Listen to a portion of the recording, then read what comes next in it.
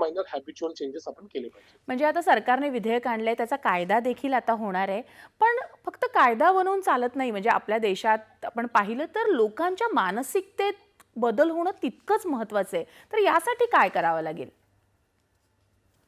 लोकांच्या मानसिकतेमध्ये बदल करायचा असेल तर मग थोडंसं जे समाजात त्या इन्फ्लुएन्सर्सनी किंवा ज्या मोठमोठ्या अँबॅसेडर्सनी वाईट गेम्सचा वापर करण्यासाठी किंवा ज्या व्यसनाधीन गेम्सचा वापर करण्यासाठी जे प्रमोशन्स केले, तर माझ्या मते थोडेसे हे जे इन्फ्लुएन्सर्स आहेत, त्यांनी याच्यावर जनजागृती करणं गरजेचं असं माझं वैयक्तिक मत आहे.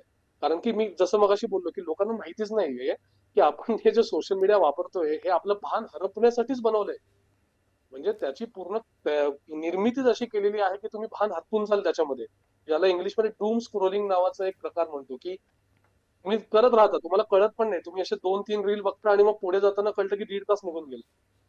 त्याची त्याची पूर्ण आपल्या मेंदूमध्ये जे काही थोडेसे वीक पॉइंट्स आहेत आपल्या सायकॉलॉजीमध्ये, त्याचा वापर करूनच हे सगळे ॲप बनवले गेले.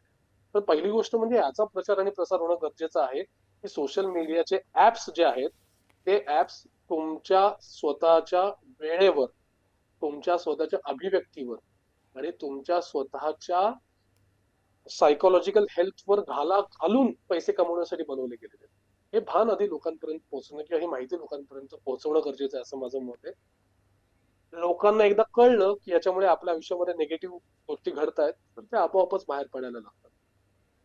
बरोबर आहे. तर तरुण पिढीला एक जबाबदार गेमिंगची सवय लागावी यासाठी तुम्हाला कोणते उपाय असं वाटतायत, की हे उपाय राबवले तर